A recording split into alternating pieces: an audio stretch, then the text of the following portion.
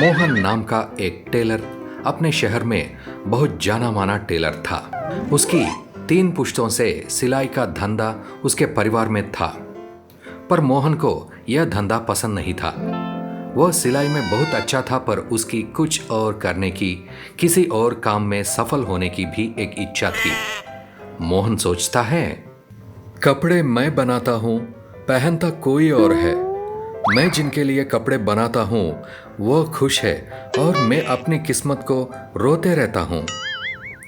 मैं जिनके लिए कपड़े बनाता हूँ वो लोग कारों में चलते हैं और उनकी कारों की धूल मेरे चेहरे पर पड़ती है। मेरे बनाए कपड़े दूसरों के बदन ठगते हैं और मैं, खैर छोड़ो। कोई और धंधा क्यों नहीं कर लेते मोहन भाई? रोते क्यों रहते हो? अरे भाई, आजकल तो लगता है कि रोना ही एक नया धंधा बन गया है। जिसे देखो वह रोता रहता है। किसी के पास पैसा नहीं है तो किसी को खुशी नहीं है, और मोहन भाई के पास ना तो पैसा है ना तो खुशी। तुम देखना बेटा, एक दिन यही मोहन अपनी कार से तुमको टाटा कहता हुए दिखाई देगा। अभी तो आटा खरीदने की प्रॉब्लम है मोहन भाई, टाटा की तो बाद में देख लेंगे। अरे तुम देखना, एक दिन हम भी यही है मोहन भाई, और तुम भी यही हो। जो भी दिखाना है दिखा देना। फिलहाल मेरी फटी शर्ट सिलाने को दी थी, वह दे दो। तुम्हें लगता है कि मैं मुंगेरी लाल हूँ और मेरे सपने मुंगेरी लाल के हसीन सपने? अरे नहीं भाई, मुंगेरी लाल के सपने देखने की भी औकात थी, तुम्हारी तो वह भी नहीं। मोहन को विजय की बात दिल में लग जाती है। मोहन इस बात का निर्णय लेता है कि चाहे जो भी हो जाए वह सफल होकर रहेगा, पर सफलता के लिए टाइमिंग चाहिए, और इस मामले में मोहन की टाइमिंग दुनिया में सबसे खराब थी। हम बताते हैं कैसे। सबसे पहले तो मोहन भाई 2 महीने पहले ही दुनिया में आ गए थे। जी हाँ, वैसे तो दुनिया का हर बच्चा 9 महीने बाद जन्म लेता है, पर मोहन भाई को जल्दी आने की पड़ी थी तो वह 7 महीनों में ही आ गया। चलिए उनके बचपन को छोड़ते हैं और उनकी सफलता या असफलता के सफर की ओर चलते हैं। सबसे पहले मोहन ने देखा कि उसके शहर में बहुत बरसात होती है, तो उन्होंने अपनी सिलाई की दुकान बेचकर छाता बेचने की दुकान खोल ली। जैसे ही उन्होंने दुकान खोली, उसी साल उनके शहर में सूखा पड़ गया। बरसात हुई नहीं तो किसी को छाते की जरूरत नहीं पड़ती ना।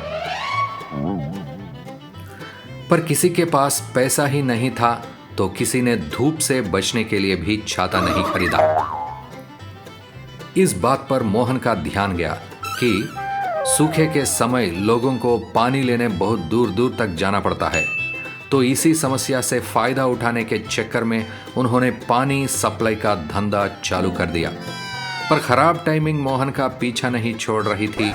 जैसे ही मोहन ने पानी सप्लाई का धंधा चालू किया, बरसात होना चालू हो गई। इतनी बरसात हुई कि शहर में बाढ़ भी आ गई। सड़कों पर गाड़ियों की जगह नावें चलने लगी। इसके बाद मोहन ने पानी सप्लाई का धंधा बंद कर दिया। सब कुछ बेचकर एक गाड़ी खरीद ली ताकि वो लोगों को यहां से वहां ले जाने के लिए, और ये धंधा शुरू कर दिया। पर आप तो जानते ही है मोहन की टाइमिंग बहुत खराब है। जैसे ही मोहन ने गाड़ी खरीदी, कोविड-19 की महामारी फैल गई और मोहन का यह धंधा भी असफल रहा। पर वह कहते हैं ना, कभी कभी दिया तले अंधेरा होता है। मोहन की स्थिति भी कुछ ऐसी ही थी। एक दिन वह मायूस होकर अपनी असफलता के बारे में सोच रहा था, तभी उसकी नज़र अपनी पुरानी दुकान के बचे हुए कपड़ों पर गई और सिलाई मशीन पर गई। मोहन के दिमाग में एक आइडिया आया। उसने बचे हुए कपड़ों से मास्क बनाना चालू कर दिया और देखते ही देखते उसकी दुकान चल निकली। इस बार टाइमिंग शानदार थी। लोगों को मास्क की जरूरत थी और मोहन को ग्राहकों की। दोनों एक दूसरे की जरूरत पूरा करने लगे। मोहन कलाकार आदमी था तो उसने डिजाइनर मास्क भी बनाने चालू कर दिया। मोहन यही नहीं रुका, उसने अपने छोटे से शहर में डिलीवरी सर्विस चालू कर दी। कोविड-19 के डर से लोग घर से बाहर निकलने को तैयार नहीं थे, इसलिए जिसको जो ज़रूरत थी वह मोहन को कॉल करता और मोहन एक छोटे से शुल्क के बदले में उनकी ज़रूरत की चीज़ें पहुंच देता। कुछ दिनों बाद मोहन ने फूड डिलीवरी सर्विस भी चालू कर दी। देखते ही देखते मोहन के तीनों धंधे इतना पैसे देने लगे कि मोहन की गिनती शहर के अमीर आदमियों में होने लगी। वह कहते हैं ना, अगर आपकी सफल होने की इच्छा अदम्य हो तो ऊपर वाला भी आपका साथ देता है। मेहनत और गरीब ना रहने की अटल इच्छा मोहन को सफलता के द्वार तक लेकर जाती है। महामारी का समय जो सभी के लिए बुरा समय लेकर आया, मोहन ने उसका सही इस्तेमाल करके बताया कि हर एक असफलता को सफलता में कैसे बदला जा सकता है। ये तो हुई मोहन भाई साहब की बात। कभी कभी आप अपनी बात की कमेंट सेक्शन में लिख दिया करो।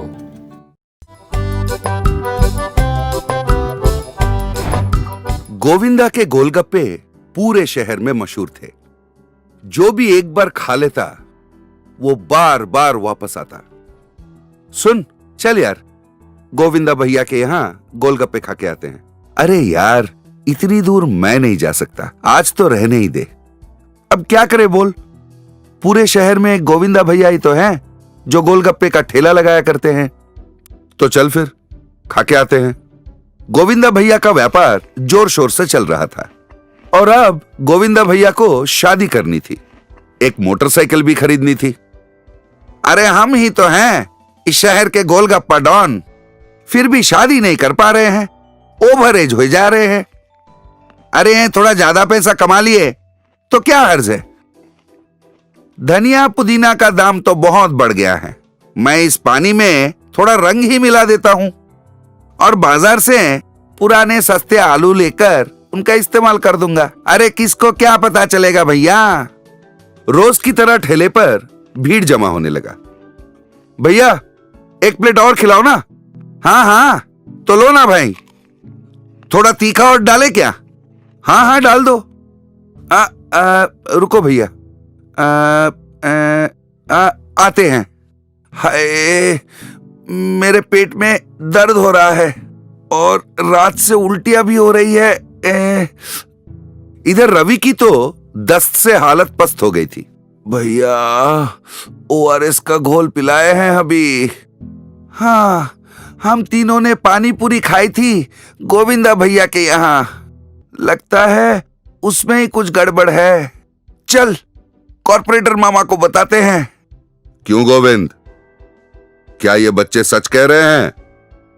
अरे नहीं नहीं सर, ऐसा तो हम कर ही नहीं सकता हूं ना। चल, झूठा कहीं का।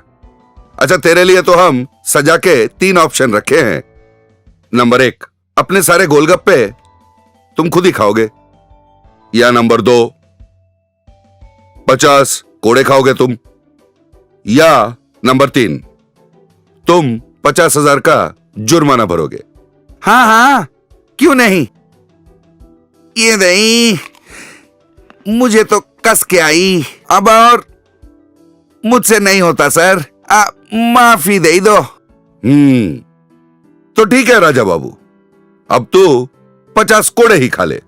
आई आई मर गया, आई मर गया, अरे गया रे, अरे फट गया रे, अरे बाबा रे, अरे मर गया रे, माँ बा, अरे रुक रे, अरे बाप रे बाप, आई आई भागो, इशी आपके पैर पड़ता हूं सर। कोई और रास्ता नहीं है क्या? ठीक है, तो 50,000 रुपए जुर्माना ही भर दो। जान बची तो लाखों पाए। Thank you sir, thank you very much. इस कहानी से हमें यह सीख मिलती है कि लालच बुरी बला होती है और अपनी गलती हमेशा मान लेनी चाहिए। दादा टीवी।